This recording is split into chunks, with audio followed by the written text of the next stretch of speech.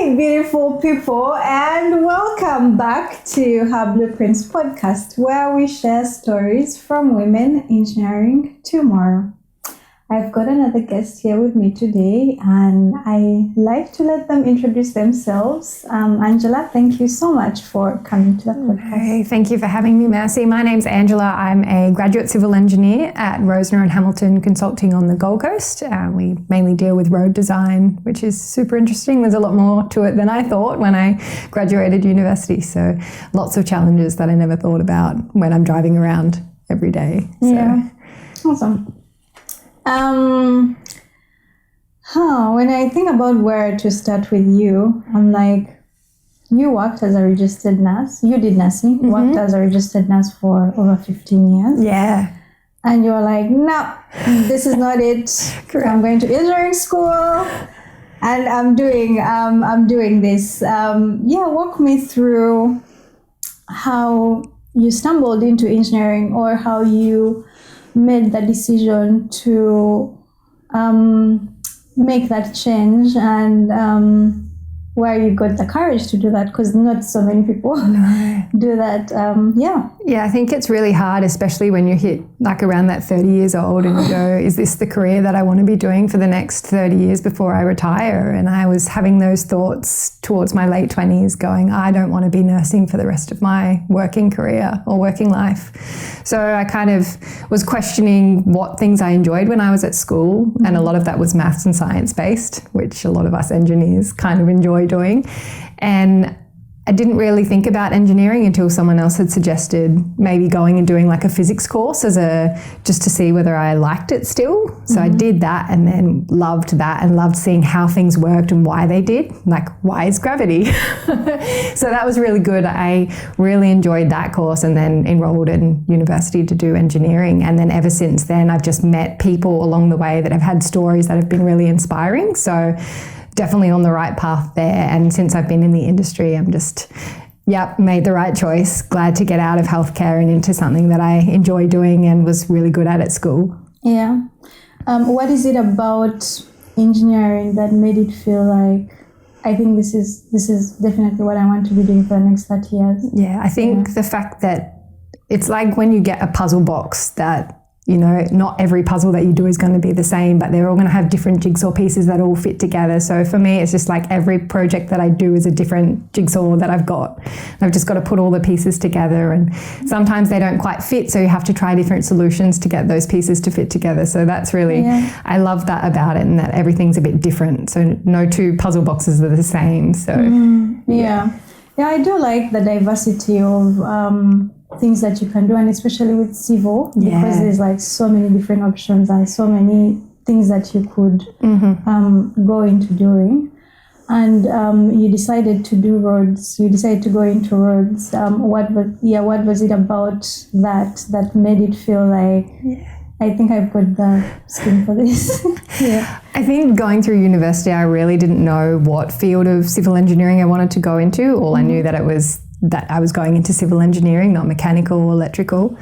But sitting at a breakfast one morning with a bunch of women engineers from the Gold Coast and having a chat about what they all do, and a lot of the professionals there were in the road space, and I hadn't really thought of that as a career direction before, but there's a lot of aspects of civil engineering, whether it's water, geotechnical, pavement design, all of that is encompassed within roads. So I love the idea of being a generalist rather than a specialist. And so that's when roads was like, yep, I'm in on that. Yeah, nice. Yeah. What has your, I know you did nursing and then went to engineering school and then started working in engineering. What has that transition been like for you? Is it what you expected, or was it kind of different? And I'm asking from the perspective of a lot, like technical engineering school stuff doesn't necessarily wholly probably represent what you actually find in the field. Yeah. So what was that like for you? I think having done a university degree before and having gone through that transition, where what you learn at school doesn't translate to what you're doing in the field. I was kind of prepared for that might be the reality again. I think I had a benefit there where I started working as an undergraduate engineer while still studying. So I could see what I was doing at the same time and how that related to what I was doing in the field. There are very small amounts of what you learn at university that I'm using every day in my job, but I can reflect back on it if I come across something that being in roads, like I don't necessarily think about how drainage works all the time, but I know we've done courses on it at university, so I always reflect back to that and go, there is this standard, or it kind of gives you the tools and the resources, not necessarily all of the equations and how to use them. But I also like the fact that I went, being like in the civil engineering degree, all of the people that you study with go in different directions. Yeah. So now if I have a question that I'm like, oh, I'm not quite sure of the answer, but I know that this guy that I used to study with went in that direction, I'll call him up and ask him. So I've come across a couple of the people that I was studying with, working on the same projects as me, but just for a different, a different company. And that's been really, really cool. Yeah. I know you are a straight A student. I know that. How do you know that? We studied together. Who told you? I know that. And so you're like one of the unicorns of like, some people that choose to do something and are kind of doing it at the highest level. And it's something that I found very inspiring at uni. I want to kind of talk a bit about that. A bit about that as well, because me not being a straight A student, we used to rely so much on people like you, like sometimes to get things done and stuff like that. So what was that experience like for you? And is there like in terms of studying, even like, is there some stuff that you share and say to someone who is doing uni right now? Yeah. You flatter me.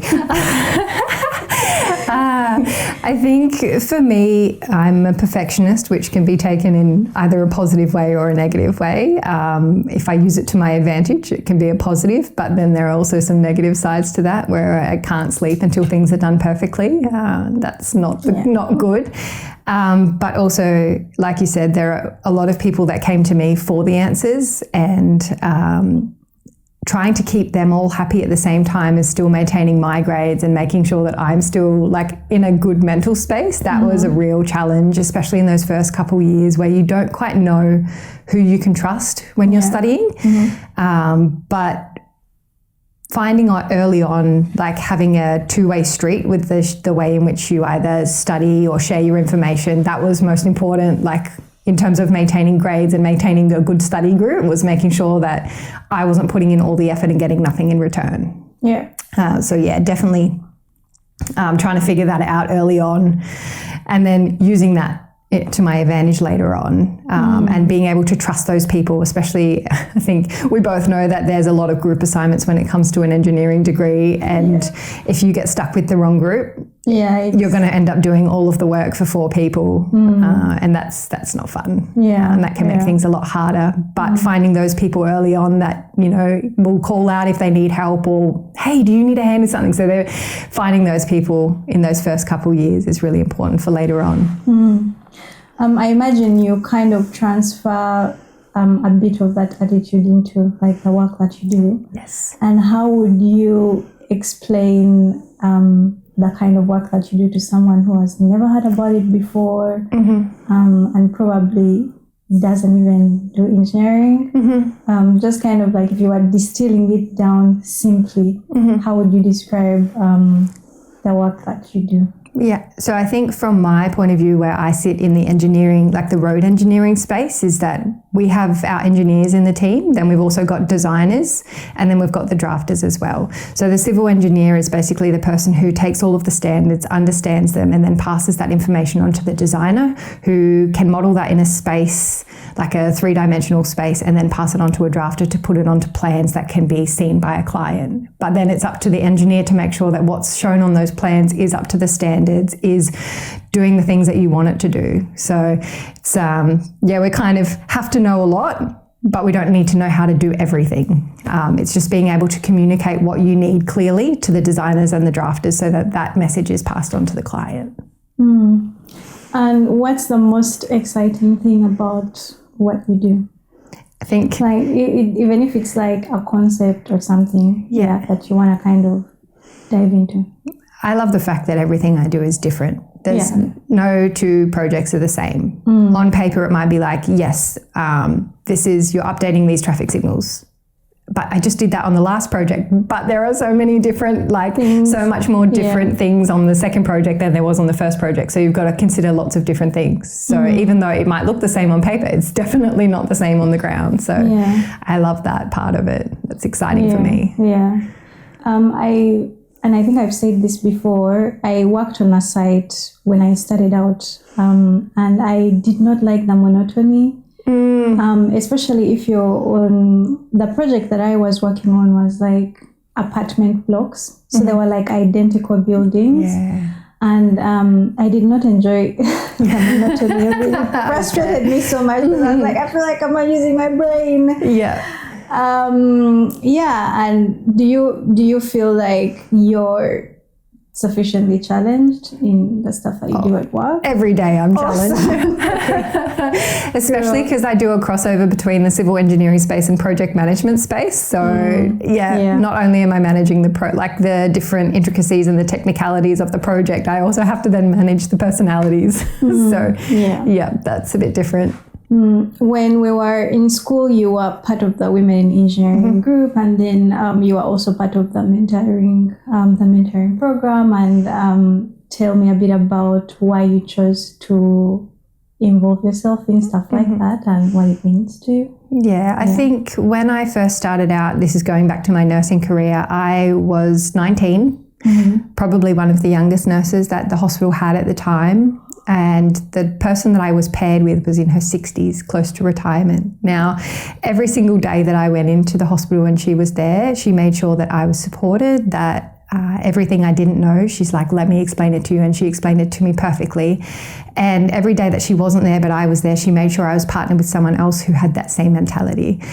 Now, if I could grab that and take that to every single job, no one would leave because they would feel supported. They would feel like they had someone to turn to if they didn't know the answer to a question. So for me, mentoring is trying to provide that for people who aren't sure of what they're doing and why they're doing it.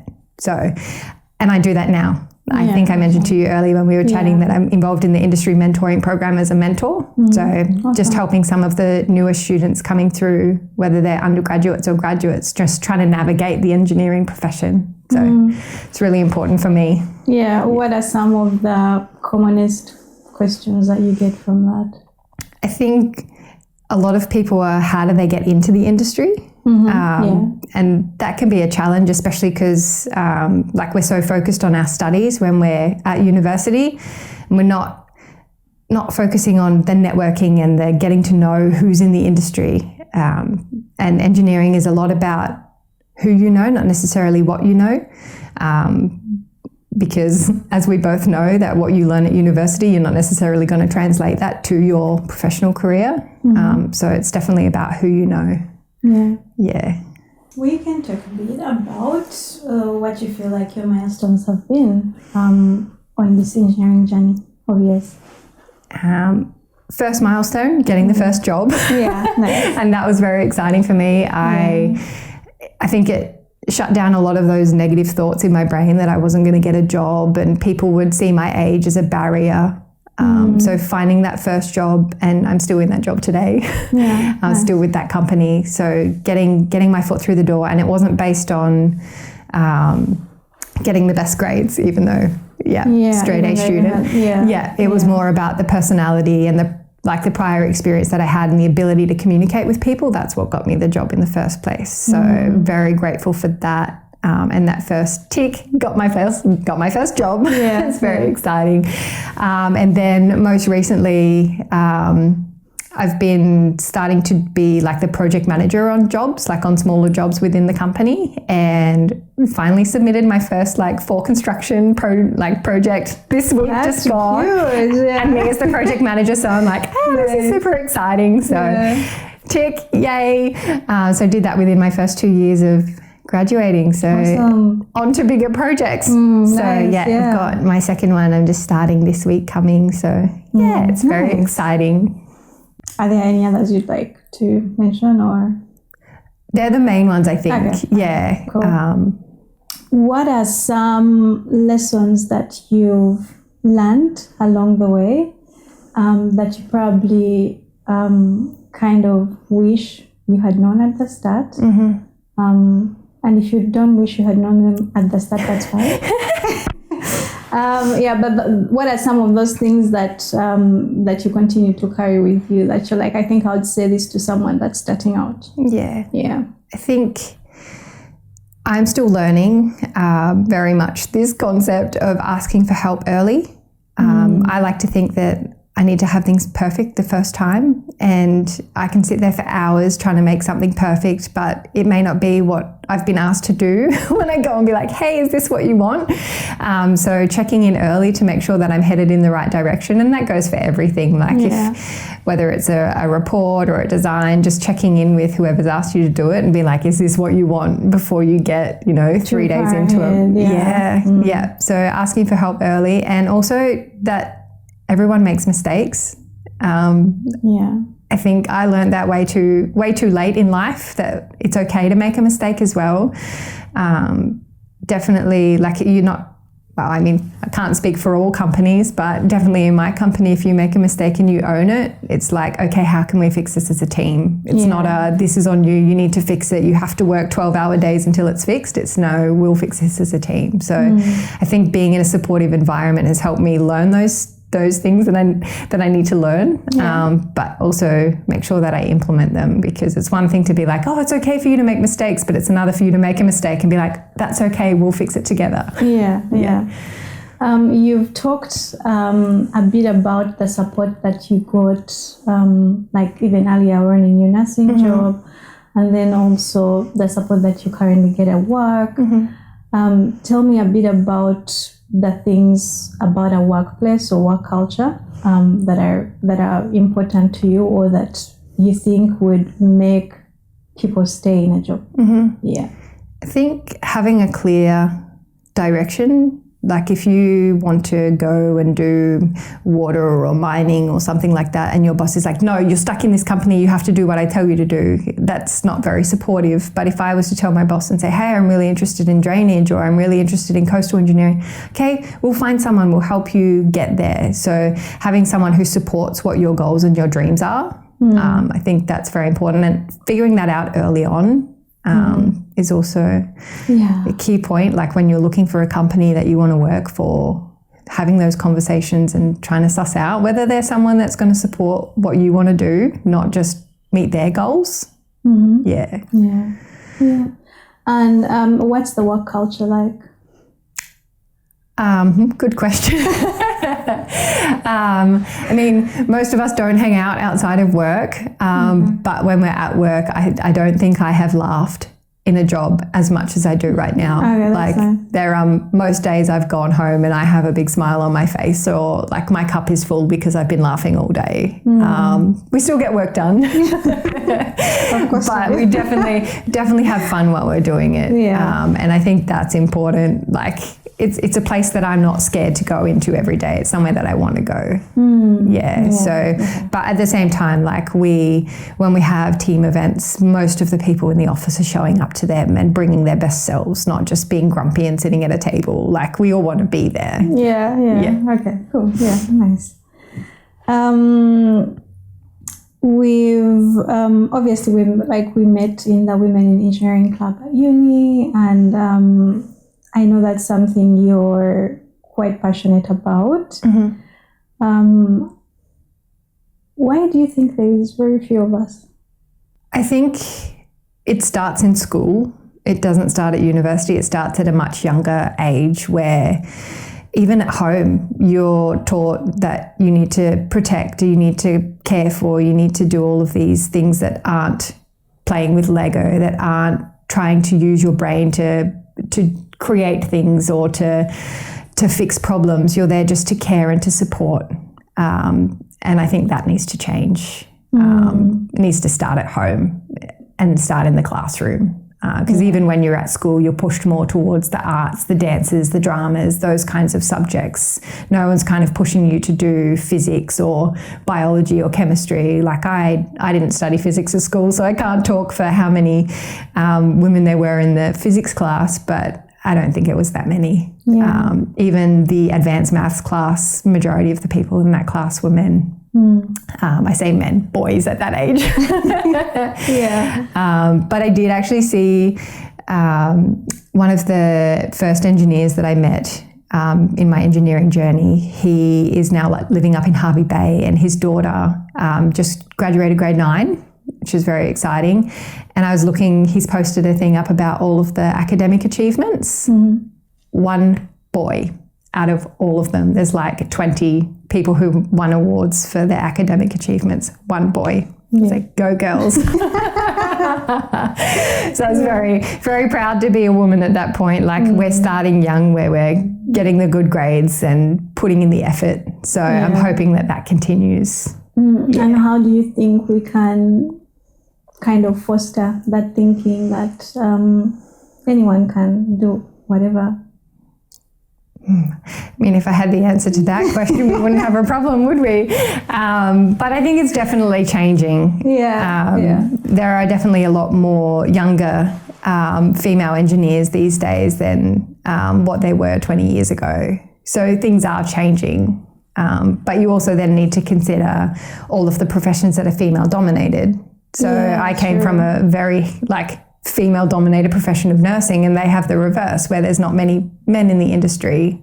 But there's a lot of stigma around men in healthcare or childcare and how they act with their clients or their patients. And I don't know that we have that same kind of stigma around women in engineering, but there's definitely, it's slightly different, where we're told that we don't know what we're doing or that we're too emotional or but I think by having progressive bosses and higher up people, things will change. So as the older people who have those kind of jaded views are retiring, hopefully we'll see a change. We'll see a change, because I definitely don't see it at my work, but both of my bosses are in their early 40s. So things are changing, I think. Is there lots of women at work? We are slowly getting more even. I think we've got our civil engineering team is half and half, which is really good. The electrical engineering is a bit harder. We've only got, I think, 2 female electrical engineers in our team, but our drafting team is pretty half as well. So, we've got a good split in our office at the moment. But I imagine that's not the same in every office. Having come from a very female-dominated workspace to now like a kind of male-dominated workspace, are there things that, that sometimes just make you feel like, that's not cool, we probably need to change this, or... I think there's been a couple of comments from one of my male colleagues, and it's not engineering related, it's just in general, like about whether it's women cooking them dinner or something like that, and I'll just pull him up on it. And I feel like it's a safe space to do that, because everyone else will have my back. Which is quite nice, because this guy's younger than me as well, so he shouldn't be having those kinds of views. But it's nice to have the confidence and the support if I was to say something about it. Nice. What are some of the challenges that you faced, and how did you kind of walk through them? I think the biggest challenges that I have are the personalities that I deal with on a daily basis. And I'm still trying to figure out how to deal with them. But being able to talk with with my direct supervisor and the director about those challenges and how they overcome them has been a big help. They're quite often, people will think that because I'm junior, or I think it's more to do with the fact that I'm junior more than anything, that I don't necessarily know what I'm talking about, and I don't have the confidence in myself either. Yeah. Being only 2 years out now, so I'm still building that. But when I have to have those difficult conversations, if I can reach out and say, hey, can you come with me to have that conversation, that helps. And I've spoken with my boss about how I best deal with that, and it's like, just call a meeting and we'll just discuss it, and if you need support, I'll be there. I'm like, okay. Yes. Yeah. So that's really nice to have someone who's on my team when it comes to those kinds of things. Yeah. So. What are some of the things that you'd say to women who are considering this field? Mm-hmm. Yeah. If you haven't started your journey yet, or if you're very new in your journey and you love solving puzzles and trying to fix problems and put things together, but be a bit creative about it, like, definitely try. The first couple of years of university are there just to kick out the people who aren't necessarily dedicated, like it's just some maths and science courses. But once you finish that first year and then you start getting into how that actually applies to the physical world that we live in, it gets a lot more interesting.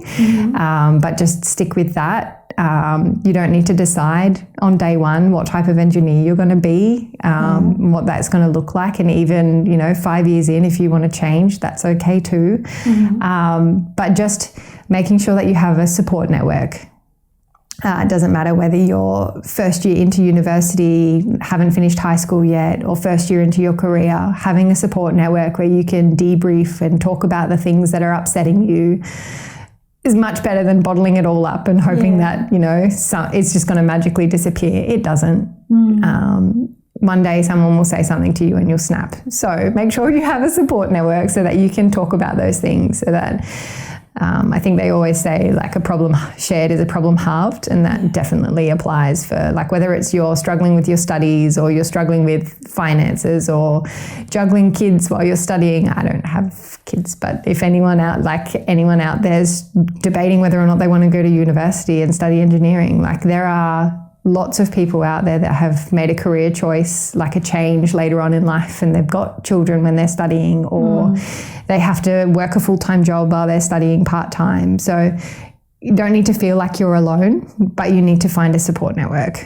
Yeah, that's true. Yeah, I believe that so much, especially because the groups that I was, like the co-curricular groups that I was involved in, like with mates and then the Women in Engineering Club, did a lot for me, even in terms of just distressing what was going on, not just in school, but like also in my life. And I made really good friends as well. Talk to me a bit about how you kind of decompress, or how you not let work be your entire personality. I cry in the car on the way home. No, I kid. I'm kidding. I'm so sorry. Call me. Totally kidding. No, I do like a good gym session after work. It's definitely something that anything that has gone on during the day that's still on my mind when I leave is definitely gone by the time I walk out of the gym in the evening. So definitely finding something that has that ability for you. I also like a good surf occasionally. I don't get out there as often as I should, but it's something that's very calming and very grounding for me, just being in the water. We don't have control over the waves. You just have to kind of go with the flow, and it's a good reminder that you can't control everything. Because I think that's why we get so stressed at work, is we're trying to control everything, but we don't have that power. So it's just a gentle reminder, or not so gentle, depending on the size of the waves, that you don't have control of everything. So that's true. That's so true. Yeah, being at the beach and putting your feet in the sand, it's just very grounding for me. So decompressing. What's a common engineering myth or stereotype that you want to debunk? I had to think about this question, and I think it's that we can't communicate. Yeah, okay. Yeah. That we're just, I can't do it any justice, but my boss likes to put on a very nerdy, geeky voice and pretend that's how all engineers are. I'm like, that's not how we are. I think we're shifting away from, that would just be reinforcing the myth that we can't communicate. I think there are a lot of us that can communicate and communicate well, but I think that's where bosses need to take that initiative and honour the traits that you do have. So if you're not very good at communicating, there's no point putting you in a project management role where you're going to be forced to do something that you can't do. Yeah. If you're more suited to being behind a computer, that should be where you're put. I think there needs to be some discussion about that early on as to where you want to be and where you see yourself. But if it's something that you want to be, where you want to be client facing and you want to work on those communication skills, I think that needs to be supported as well. And I think that's where that myth comes from, is that they're putting the wrong people in front of clients. Yeah. Whereas I feel like my nursing career has definitely helped me in terms of communication. And my bosses see that in me and have gone, well, hey, would you like to go down this road instead of through the design road? I'm like, absolutely, let's go. Yeah, that makes sense. What engineering challenge do you think will define the next decade? I think there's a lot of talk around at the moment about, even though fake news, global warming. Depends on who you talk to, about how climate change and all of those different challenges will come up in the next few years, and how each country is trying to solve them. There's a lot of talk about closing down mines and specifically coal, and trying to do more offshore wind farms and renewable energy. So then there'll be challenges that come along with that. And are they going to meet the climate goals? Is it too late to try and implement all of these changes because, it's going to take 15, 20 years for these to be all constructed and completed? Is that too late? So I think that's definitely one of the big challenges that we're going to come across. But Australia being a growing nation, we're already experiencing housing crisis. How are we going to solve that? I think that's another big challenge, but that's, I think, a more immediate challenge, not a 10-year. Yeah. Have you come across people who have the opinion that problems like that are not real? The whole sustainability issues on climate change and all this stuff.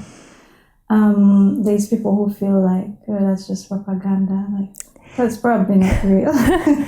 Thankfully, I try and distance myself from those type of people. Okay. And being involved in a more science-based profession, I think there's a lot more people that understand that. Even the calculations that we do have to take climate change and what that is going to do in the next 5 to 10 years. They have to take that into consideration. So I don't think I come across too many people, thankfully, that are like that. What about yourself? Sometimes I do. Yeah. Actually, yesterday I was talking to someone who said they don't think sustainability is a real thing, but they were kind of coming from the angle that it's not achievable. And they're like, oh, it's only achievable in indigenous communities, and even then, it's just this kind of bubble concept that we've kind of created. Yeah. But I was going to ask you what you say to people like that, or what you would say to someone like that. I think people think that sustainability and creating those kinds of things, everyone needs to do it all at once. But we don't have control over everybody. So I think if you can make sustainable choices for yourself and everyone makes those sustainable choices for themselves, we'll see a greater difference. So people can do what they want. But at the end of the day, I'm going to shop more sustainably. I'm going to be more ethical with my choices, and that will help me sleep at night. So fair enough. Yeah. Yeah. If you could teach one engineering concept to everyone in the world, what would it be? Similar to the fact that energy is neither created nor destroyed, that water is neither created nor destroyed. I think a lot of people think they can turn on a tap and water comes out and that is just an endless resource, but it's not. Yeah. And it doesn't matter whether it's coming from the sky, coming from a tap, it all goes back down and then comes back up again. It's a recyclable process. It's like continuously. Yeah, that's it. So I think understanding that is important. Why do you think it's important to understand that? I was reading somewhere that, every question that you ask ChatGPT uses 1 glass of water. Now just think of, and it has to be like the water that we drink, like it has to be distilled because it's going through a computer. Yeah. Yeah. So every question that you ask ChatGPT is a cup of water. Now, if you think about the number of people who don't have access to clean drinking water, and here we are just abusing ChatGPT and making it ask all of our questions, like answer all of our questions. I think it kind of hits a bit close to home and we're just throwing away this resource that people don't have access to. Yeah. I've never thought about it like that. Yeah. Sorry to stop you from using ChatGPT. That's fine. I use it when I need to. Yeah. I try to. In general, I just won't drink my water bottle today. That's my questions to ChatGPT.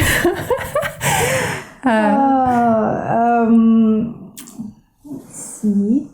Is there a field in engineering that you kind of admire but haven't worked in yet? I think as a civil engineer, I'll answer the question to that, is the coastal engineering. It's something that has always just kind of appealed to me. It's kind of a pseudoscience. I'm like, how do you do that? Especially with, we had Tropical Cyclone Alfred at the start of this year, and basically most of the coast on the Gold Coast here was washed away. And if we don't do something about that, not we, but if the engineers and the Gold Coast doesn't do something about that, what happens when we have the next big cyclone? Yeah. What's going to happen to all of those now literally beachfront properties who have this big sheer cliff in front of them? What's going to happen to them? Like, is all of the sand that's underneath those embankments just going to be eroded and then the buildings go into the ocean? Like, if something doesn't happen in terms like building those sand dunes back up, what happens? Yeah. So it's something that I'm just really interested in. I have no idea how it works, but it's just wow. We did a couple of coastal engineering stuff when I was doing my master's, and I felt that we did a lot of it, and I think that's because a lot of programs back from where I come from are kind of structure-based, road-based, and I guess based on the problems that you experience, like as a country, I guess. And then when Cyclone Alfred came, I was like, oh, this is why. Now it all makes sense. Yeah. I think we're going to kind of wrap up and just do some quick questions. And the first one I'll go with is, what's the best piece of advice you've ever received? This one comes from my mum, and it's always taking time for yourself, no matter how small, whether it's going for a walk, reading a book, getting a massage, having a facial. Like, when you start doing full-time work, no one's looking after you anymore. So you need to make sure that you're still looking after you. Yeah. So always look after yourself. Yeah. I needed to hear that again. You're welcome. What's your favorite way to unwind after a long day? I think I mentioned this before, is going to the gym, but also, getting to the beach when I can is always something good. It's a good way to start the day, because I know I don't often get a chance to go in the evening after work, but if I can go in the morning at 6 a.m, 5 a.m, depending on when sunrise is, that's my day's already started on a high. I've already done something good today. Yeah. What's your go-to snack or drink when you're smashing out a report? I'm a coffee girl, but it shouldn't be having that after midday. I agree. So I have a whole box of chai tea in my drawers. That's just something that keeps me going. Otherwise, there is an entire snack drawer that I should not indulge in. Yeah. But Skittles, yes. If I need that little pick-me-up, Skittles. Yeah. What's a hobby or skill that you have that most people wouldn't expect? I am trying to learn new languages. Okay, which languages are you? So I'm I have some Mandarin under my belt. Under my belt, yeah, from when I lived in China many years ago. And now I'm learning Portuguese. So, yeah.